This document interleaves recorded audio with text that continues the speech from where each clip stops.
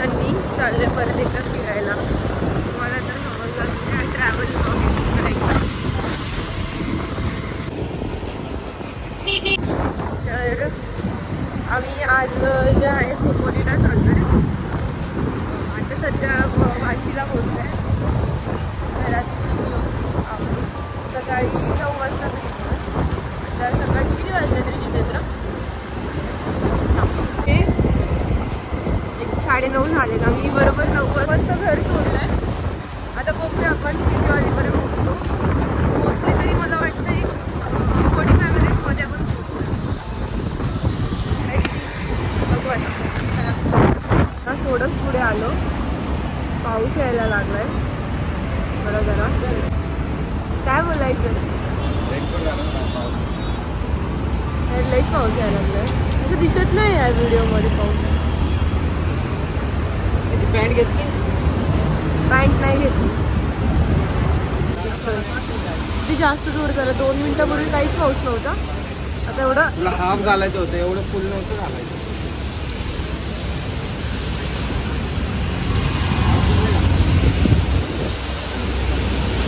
चैताली बघा काय घातलं. चैताली पाऊस पडतोय. चैतालीने काय घातलं? चैताली पाऊस येतोय ना? हा वाटतंय पॅक आहे थोडं.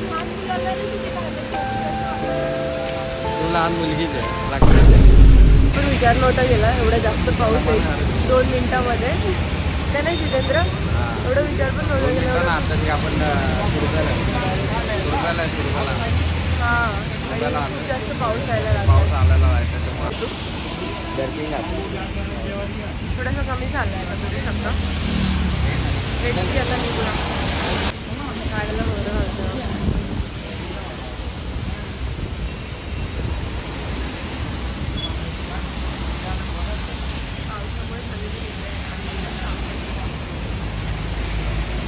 आम्ही दोघांनी पण विचार नाही केला आहे. तो बेसिक सामान घेतलं. एक पाण्याची बॉटल आणि ते घेतो. निघतो पुन्हा आमच्या प्रवासाला सुरुवात करतो. गाडी सुद्धा भिजली. आता खूप छान झालंय पावसामुळे. फ्रेश वाटतं एकदम आजूबाजूला. आता आम्ही ना जस्ट वाशी क्रॉस केलं आणि वाशीच्या इथे आम्हाला पाऊस लागला. वाशी आणि सानपाडा क्रॉस केलं. पुढे ना आम्हाला जुईनगरचा ब्रिज आहे. तो ब्रिजच्या इथे आम्ही थांबलो. पाणी उडतंय खूप. रेनकोट नसतं घातलं ना गाड्यांनी माझ्या अंगावर अख्खं पाणी पाणी गेलं. बाय का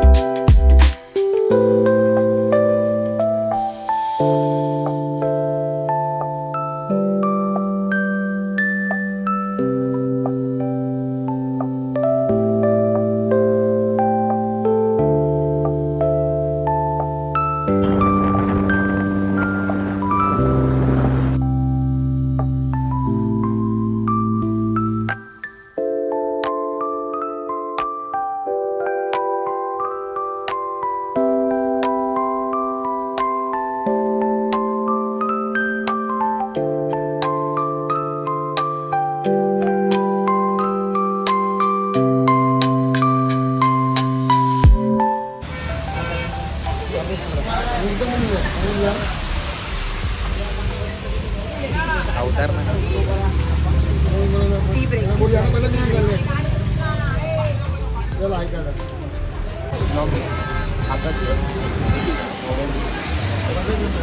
गरम है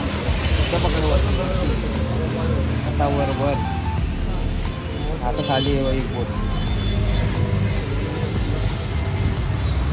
चहा प्यायला या पावसाचा चहा प्यायला गरम गरम चहा. मी चहा कधी पितच नाही, मला चहा आवडत नाही. पावसामुळे चहा पिते.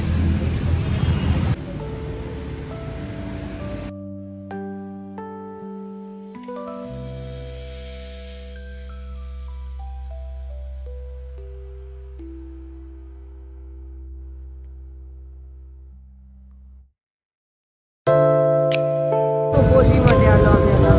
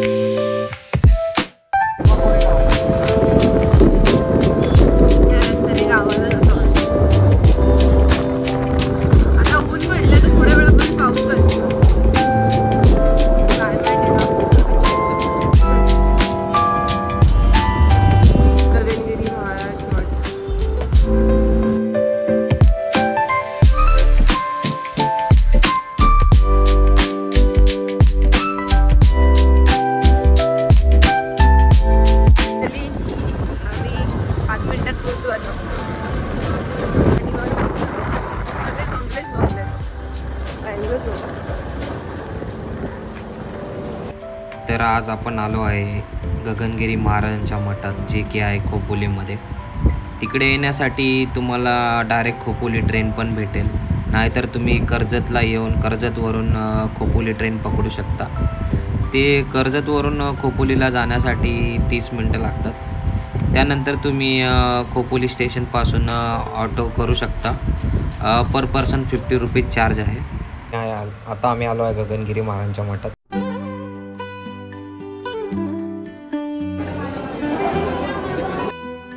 खंडाळ्याच्या पायथ्याशी या हिरव्या निसर्गाच्या सानिध्यात स्वामी गगनगिरी महाराजांचा मठ आहे. इकडेच त्यांनी 4 फेब्रुवारी 2008 मध्ये समाधी घेतली. स्वामी गगनगिरी महाराज हे नाथ संप्रदायाचे खूप मोठे गुरु होते. गगनगिरी आश्रम हे पाताळगंगा नदीवर आहे, त्यामुळे त्याला पाताळगंगा तीर्थक्षेत्र असे पण बोलतात. 30 नोव्हेंबर 1906 रोजी महाराष्ट्रातील पाटण मुंदुरे गावात स्वामी गगनगिरी महाराजांचा जन्म झाला. त्यांचं नाव श्रीपद गणपतराव पाटणकर असं होतं.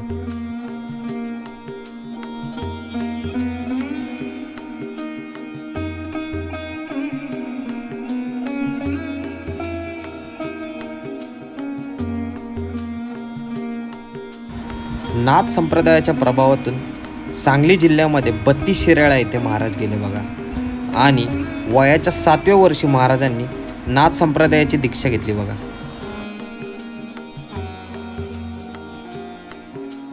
ती गुहा बघायला चाललंय, जी आहे पुढे.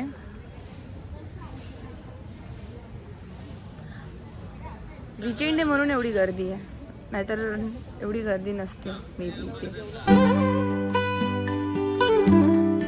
थोडं आतमध्ये चालत आल्यानंतर तुम्हाला मसाज सेंटर, भक्त निवास आणि गौशाळा दिसते. इकडे बायोगॅस निर्मिती सुद्धा केली जाते.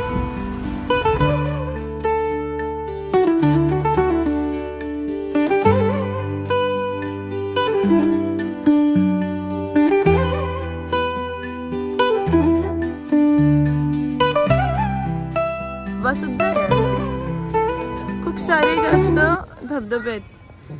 मराठीमध्ये धबधबेच बोलतात, मी धबधबेच बोलणार.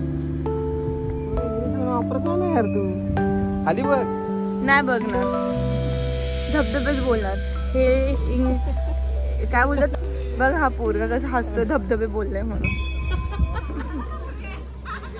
असेल तर धबधबे बोलतात आणि क्वेश्चन असेल तर धबधबे बोलतात. ह्यात चुकीचं काय बोलले मी तर बरोबरच बोलले काय नाही. हे गाईस इथे मंदिर आहे, माहिती नाही. तिथे फोटो आणि व्हिडिओ पण अलाउड नाही. इथे वरती चाललंय गुहेकडे.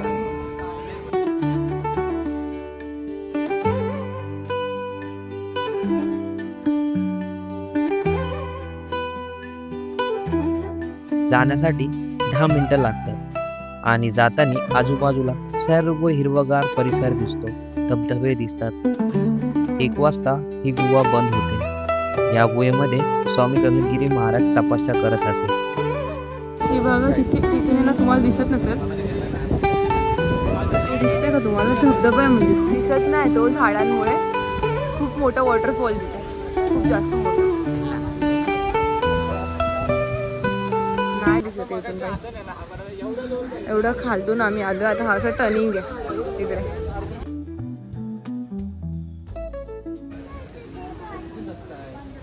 दहा मिनटं चालल्यानंतर तुम्हाला पायऱ्या लागतात. पायऱ्यांनी वर गेल्यानंतर तुम्हाला गुहा दिसते आणि ह्याच गुहेभोवती खूप हिरवगार निसर्ग असा तुम्हाला छान वरतून दिसतो.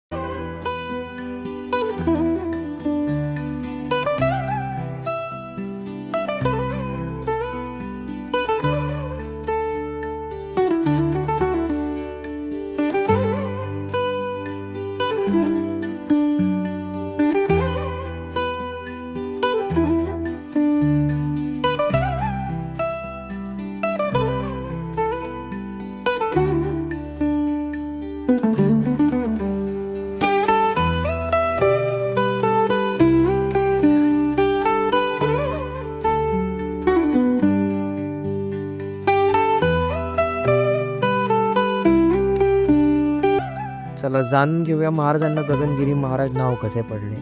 एकदा महाराज भ्रमण करत करत असताना गगनगडावर पोचले आणि याच वास्तव्यात म्हणजेच येथे वास्तव्यात असताना गगनगिरी महाराज झाले.